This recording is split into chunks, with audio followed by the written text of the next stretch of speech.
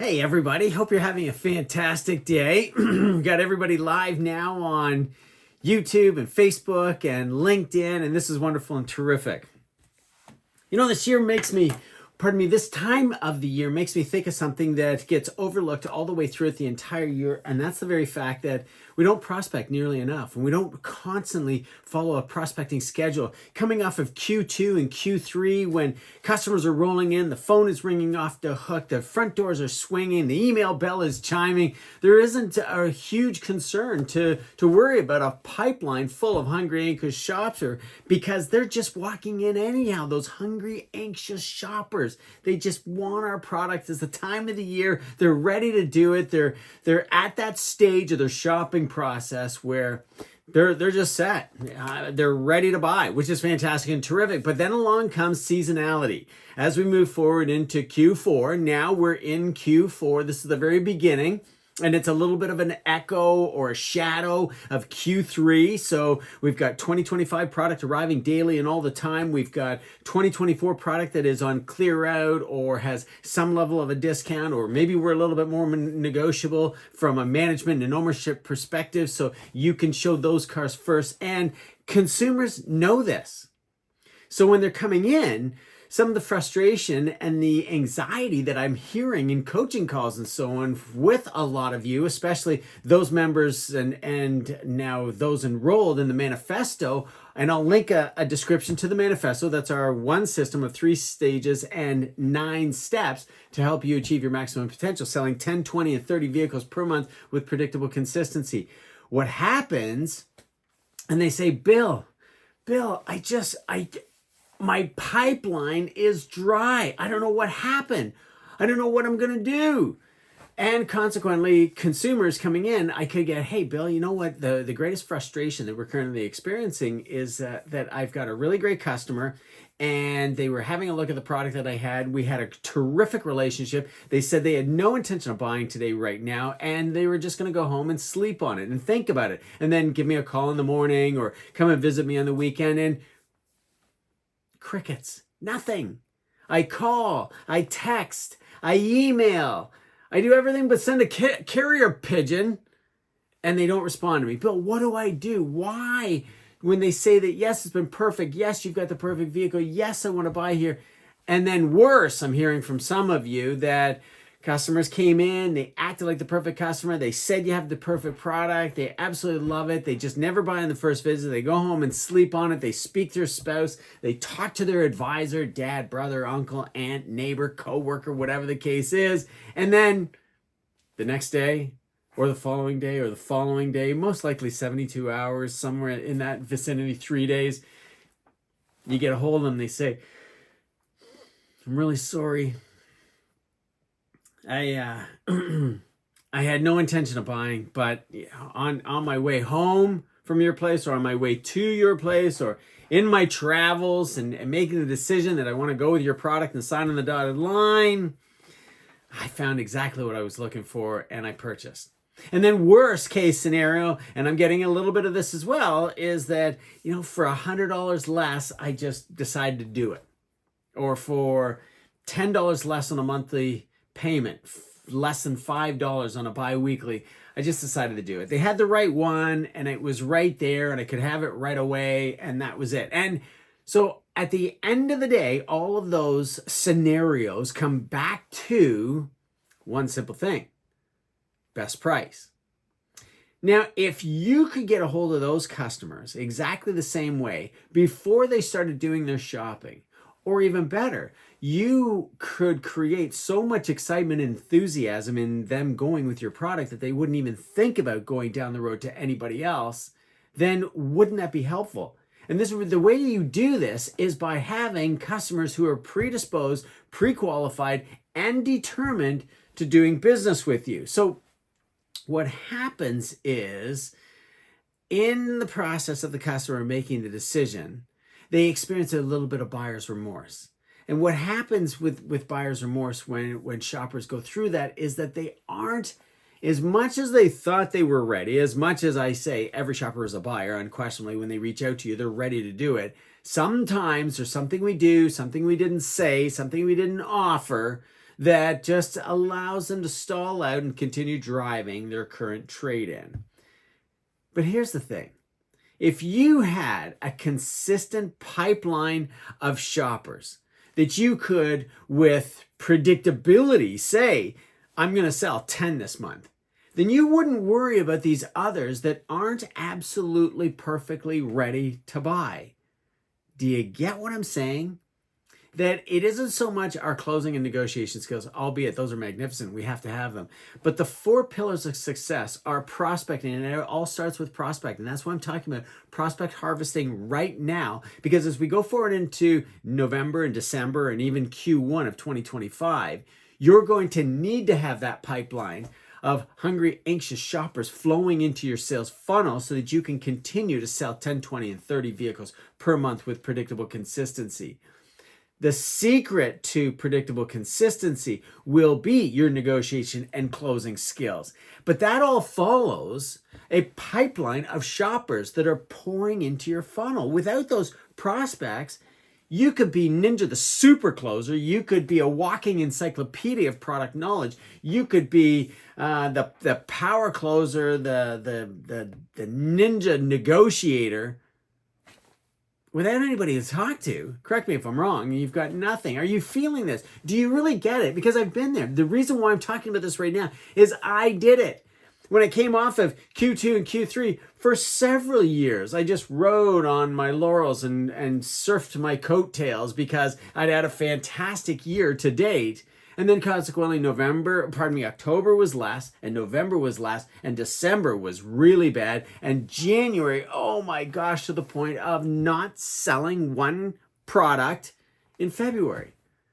And that was ridiculous. And it happens to a lot of us, and this is the reason why the turnover remains so high. So if you're loving what you're doing, and you're doing it well, but you don't think you have that pipeline. If I were to ask you point blank, if I were to come into your showroom and say to you, how many are you going to sell this week?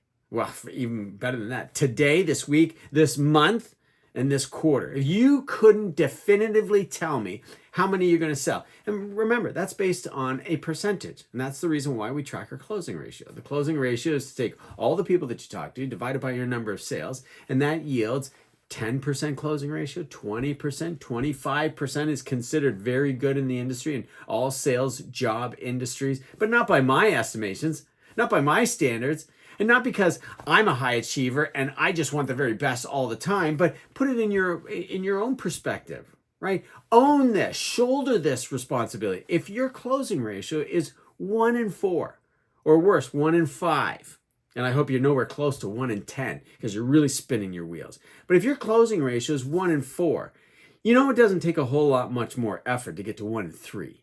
And the reason why we want to strive towards a 1 in 3 is that when you really refine your negotiation and your closing skills, getting to 1 in 2 is very possible. With a 1 in 3 closing ratio, selling 10 vehicles per month means you only need 30 leads. And this is the reason why I say it's top of mind for me this time of the year, this prospect harvesting pipeline, because leads start to fall off.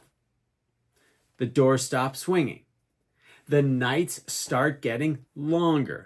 The weather starts getting a little bit colder, albeit we've had an amazing fall. Unquestionably, this is the reason why sales are going so well and continue to do well, because it's comfortable for people to come out in light clothing and mill around through the lot, seeing the 2024s that are on sale, the 2025s that are arriving, how much of a difference and a change, and the lot isn't wet and there isn't snow and it's not slippery, and it's really quite enjoyable to get out. If anything, it's an evening out for some people, which that's all that we need to create the interest and the excitement moving towards latest and greatest, the newest vehicle, the shiny new paint, the latest and greatest technology, a better fuel economy or electrification, protected by a warranty. All of that is what the client has transcended in those steps, arriving at this particular junction in their journey, their buying journey, to think about or finalize the whole prospect of buying. So when you have a prospect, when you have harvested prospects to fill your pipeline, as opposed to just blindly advertising. I call it a shotgun strategy, right? You just blast lead out into the air. Not that that's legal anymore. Now we use steel shot for any kind of bird hunting. But when you just blast that shot, you really have to hope that a bird is flying through in order to be able to hit it, or whatever analogy you would like to use in that particular case. If you were a person who likes to fish and you just blindly bought a fishing rod and reel with some hooks and random bait, if you have bait, and then just cast it out into the water, really, do you expect to catch anything? Is the bait so attractive? Is the hook so strong that you're going to be able to reel something in? You know, it reminds me of, and my kids just went through this very recently. They said, "Dad, have you ever played monkey golf?" And I said, "Oh gosh, that takes me back." Yeah, absolutely. Now, if you know what monkey golf is, bear with me. If you don't, it's really quite an entertaining event and sport with respect to the fact that you play it with one club.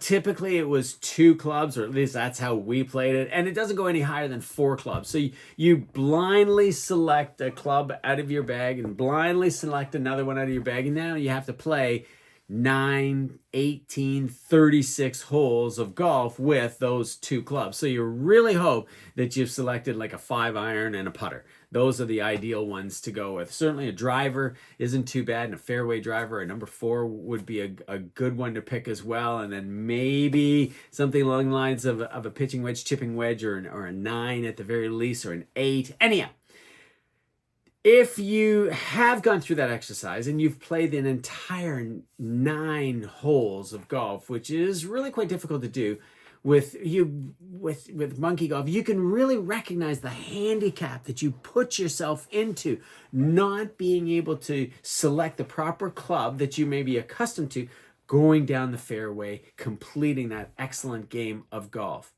I got to think it's the very same with cycling, my passion. You know that, with mountain biking. And this time of the year, it's wrapping all up because it's starting to get colder. We'll put away our full suspension cross-country bikes to pull out the fat bike and the fat tires and no suspension. And nights will get longer and the lights will come on. And it's all an enormous amount of fun. But if you were to ride a bicycle without one pedal, and there are a lot of people that do this, not talking about those that only have one leg, and there's a lot of racers that do that, but if you were to ride a bicycle with 2 perfectly good legs, and I took one pedal off and said, "Hey, we're going to go out on a training round just to get your full elliptical motion of pedaling properly so the cadence is dynamite," you very quickly realize how difficult it is to ride a bicycle on pavement, let alone off-road when there's hills and descents and where you want to be standing on the pedals as opposed to sitting in the saddle and getting bucked around as you go down the trail.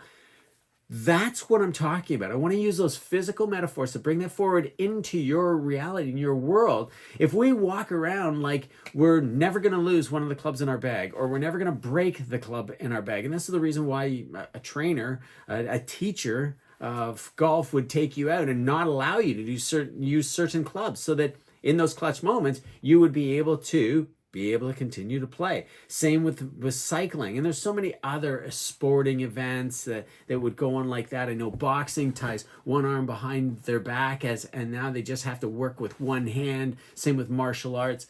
The point I want to make is that when you limit yourself, when you don't actually proactively chase down these leads of a prospect harvesting strategy from the service department, from your CRM, from your own portfolio, from your friends and family, from your neighbors, from your repeat and your referral business, when you aren't actively constantly filling that pipeline, leveraging artificial intelligence to write so many of the communication strategies, and conventional mail is really working right now, by the way. When you don't have a sequence of those communication strategies going out, then you cannot possibly be harvesting any buyers who are prepared, determined, and ready to purchase. You can't be. You're just going through the motions. You're coming in every day waiting for the up bus to stop at the front of the dealership. And my heart goes out to you, but I don't really have a lot of sympathy for you either, because on the one hand, while you're standing there waiting for the uncontrollable to show up. And remember, those uncontrollables are the ones that are the most fickle. They're the ones that shop the hardest, and they're the ones that are the most unpredictable.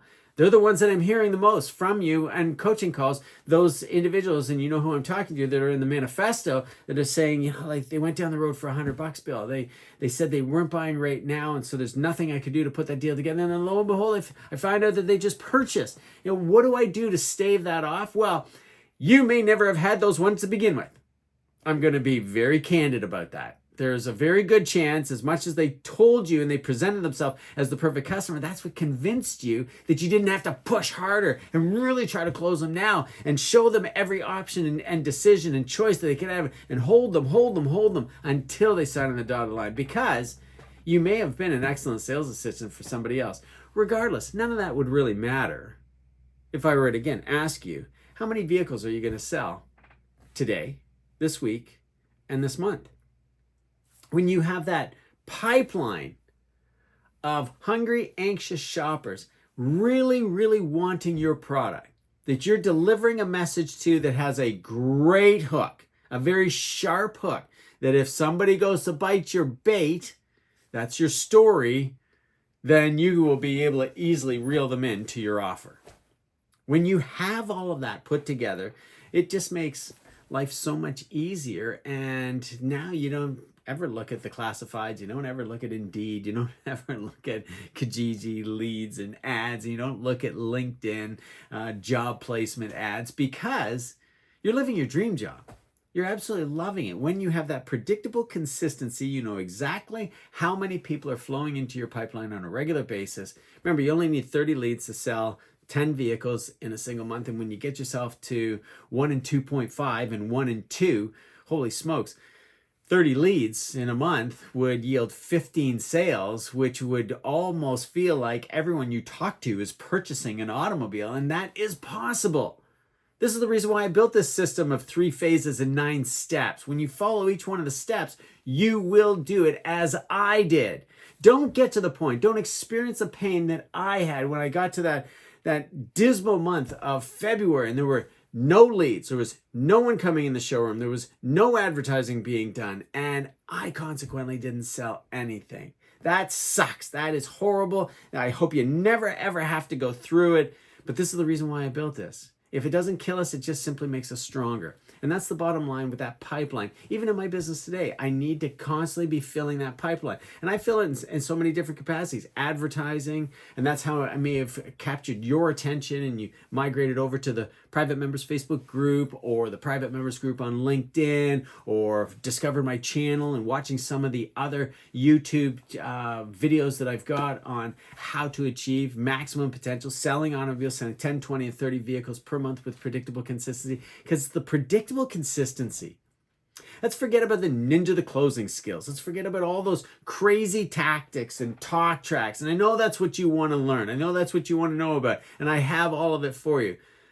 But when you have a predictable pipeline of shoppers that are constantly coming in, you can create your own tactics.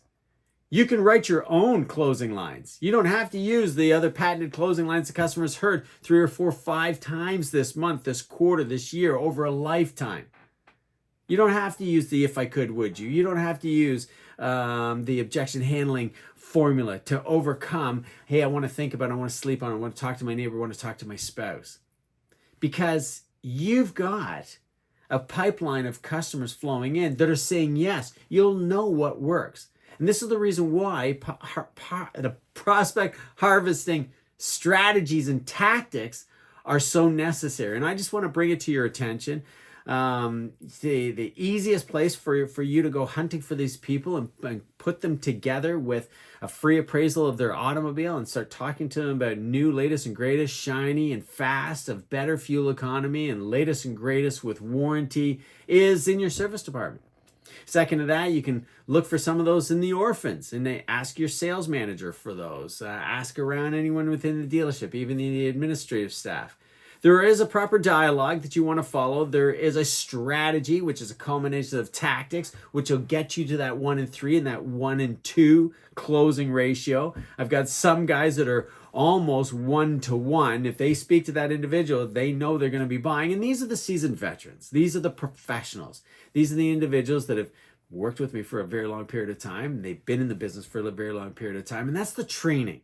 This isn't training. This is a free webinar. I'm teaching you what you should be doing and why it is important to do so. The training is the how. That comes along and really makes that fall into place. And that's what I'm trying to tell you right now. You will do the training on your own, but I can introduce you to the opportunities and where they exist to fill that pipeline with prospects. And then, of course, you just refine your tactics, making sure they're all aligned and working together in order for you to accomplish everything you're looking for. And with that, gang, I just wanted to share those details with you. I hope you really enjoyed this. As always, love your comments. Please put a comment below.